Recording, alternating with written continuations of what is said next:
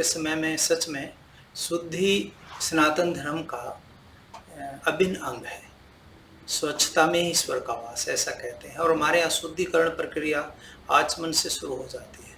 शरीर की शुद्धि के लिए आचमन आवश्यक है। शास्त्रीय एक प्रमाण आता है, देवो भूत्वा देवो विजेत। वह अपने आप पहले शरीर को और शरीर में देवता का आह्वान करके ही देवता की आराधना करनी चाहिए। और आचमन उसमें पहली एक सीढ़ी है। तो आचमन जैसे हम करते हैं वैसे पौराणिक और वैदिक और तांत्रिक कई अलग अलग विधियां हैं, लेकिन विधि कुछ भी हो, त्रिराचम में ऐसा कहा 3 बार आचमन करना है। और 3 बार में एक आचमन, जैसे मैं यहाँ दिखा भी रहा हूँ, आचमनी है तो अच्छी बात है, नहीं आचमनी है तो चम्मच भी चलेगी। तो इसमें जितना पानी आ सकता है, जितना जल इसमें आता है, इतना जल पर्याप्त है।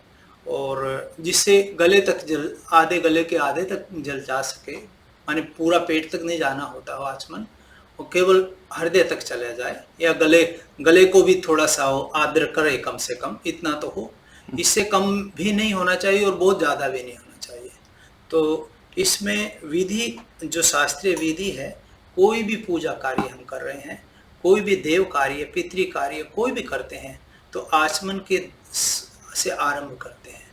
जैसे स्वस्ति वाचन करके या जैसे भी आचमन, उसमें एक प्रधान है, शरीर की शुद्धि के लिए आचमन की आवश्यकता है।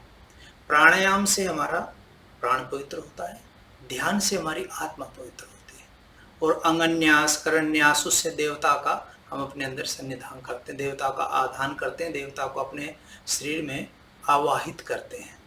हमारे यहाँ जैसे श्रीयंत्र पूजा में बड़ी विधि है, उसमें कैसे आवाहन करते हैं, फिर उसको निरुद्ध करते हैं, फिर सन्निपात करते हैं, अलग प्रक्रिया है, उसमें मुद्राओं के द्वारा होता है। लेकिन यहाँ विषय आचमन का है, आपने बड़ा अच्छा पूछा। तो इसके हाथ में रख करके, यहाँ इसमें डाल करके एक बार में, ऐसा नहीं है कि तीनों एक बार में कर लिए, वो ठीक नहीं है, वो विधि भी नहीं है। तीनों एक बार में डालकर एक बार पी लिया, वो 3 बार ही पीना है, त्रिराचम में, वो एक बार आचम में नहीं है, वो 3 बार ही पीना। जैसे केशवाय नमः, ओम नारायणाय नमः, ओम माधवाय नमः, और फिर ये अंगूठे से पहुँच करके ओम हर्षिकेशवाय नमः या गोविंदाय नमः, ऐसा कह करके हाथ धोने हैं। और चलते हुए, खड़े होकर के आचमन निषिद्ध है।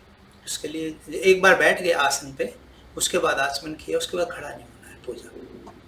फिर यदि खड़े हो गए तो फिर आचमन का मतलब क्या हो सकता है? वो अपूर्ण है, अच्छा नहीं है। लोगों को इतना ज्ञान भी नहीं उस विषय का।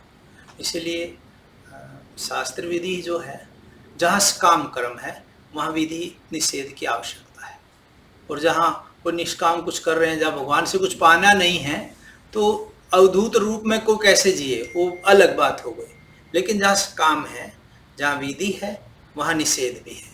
तो वो निषेध आत्मक आता है। वही खड़े होकर के आचमन कर, बैठ करके आचमन कर लिया, फिर खड़े होकर दूसरी जगह चले गए, फिर पूजा में आके बैठ गए, वो विधि नहीं है, विहित ही नहीं है ऐसा। और जो जैसे वेद में ये सामान्य पौराणिक आचमन है, इसमें केशवाय नमः, नारायणाय नमः, माधवाय नमः, ये भगवान के पुण्य नाम है। इससे भगवान का पुण्य स्मरण होता है।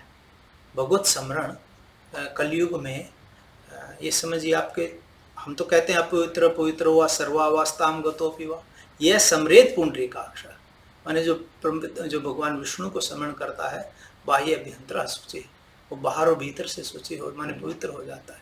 तो उसका स्मरण मुख्य है। यहाँ भगवान का नाम जब लेते हैं, और जब जल में भावना करके लेते हैं, अभी साइंटिस्ट विद्वान कुछ वैज्ञानिकों ने बताया है, जल की भी मेमोरी होती है। जल जो है उसकी अपनी एक, वो सुनता है, उसकी मेमोरी होती है।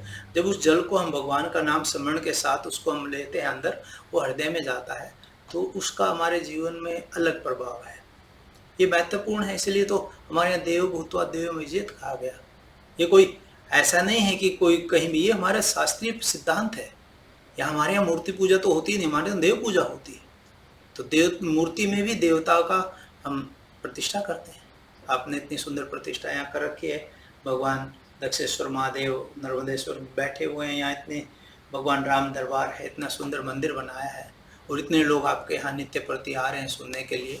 ये एक प्रकार से नीदरलैंड देश में ये तीर्थ बना दिया अपने यहाँ। बड़े हित की बात पूछी है, लोगों को जानकारी होनी चाहिए और जिन जानकारी के अभाव में बहुत लोग कुछ गलत करते हैं, वो गलत का फल नहीं मिल पाता ढंग से, और फिर कहते हैं कि हमने तो पूजा कराई थी जी, कुछ हुआ ही नहीं। भाई आप उसमें कोई साधन तो उस हिसाब से करो ना। गाड़ी है, तेल आप गाड़ी में, डीजल की गाड़ी में तो डीजल ही डालोगे ना, उसमें आप यदि कैरोसिन डालने लगो तो कितना चलेगी गाड़ी।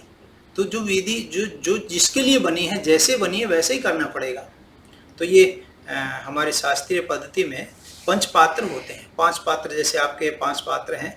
ये आचमनी है, अर्घा से अर्घ देते हैं, आचमनी से आचमन करते हैं, और लोटे में जल भरने का विधान हमेशा है रहा ही है हमारे यहाँ। तो ये एक शास्त्रीय सिद्धांत, जो सिद्धांत की बात आपने कही है उसके हिसाब से आचमन बड़ा महत्वपूर्ण है, शरीर की शुद्धि के लिए भी, और भगवान के स्मरण के साथ हम आचमन करें।